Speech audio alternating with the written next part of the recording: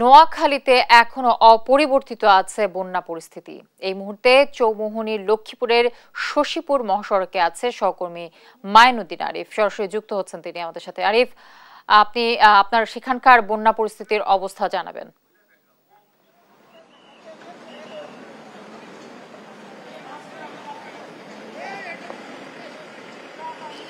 জ্যোতি, আমি এই মুহূর্তে আছি নোয়াখালী থেকে যে লক্ষ্মীপুরের যে মেইন সড়কটি রয়েছে সে সড়কের মধ্যে আমি দাঁড়িয়ে আছি।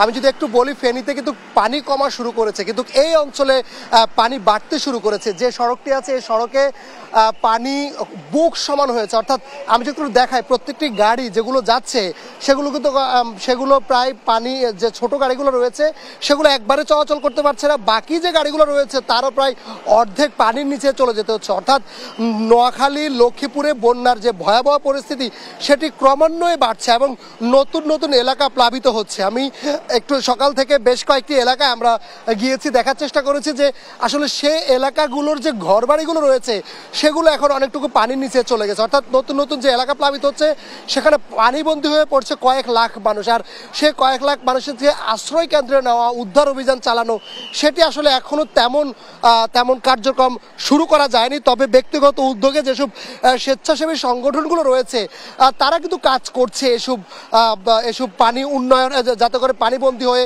কেউ না পড়ে। এবং আমরা যদি একটু কথা বলি, এখানে অনেক লোক কাজ করছে, বিশেষ করে স্বেচ্ছাসেবক হিসাবে কাজ করছে, যাতে করে কোনো গাড়ি দুর্ঘটনার কবলে না পড়ে।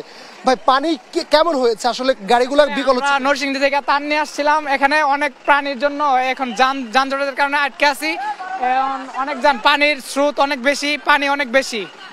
আমরা কথা বলছিলাম, এখানে আসলে পানির স্রোত অনেক বেশি থাকায় যারা ত্রাণ নিয়ে আসছে বিভিন্ন জেলা থেকে তারা কিন্তু কোনোভাবে এই সড়ক দিয়ে পার হতে পারছে না, এবং তাদেরকে পার করানোর জন্য স্থানীয় যেসব মানুষ রয়েছে, অর্থাৎ স্বেচ্ছাসেবক হিসাবে যারা কাজ করছে তারা সহ যারা বিভিন্ন জেলা থেকে আসছে তারাও কিন্তু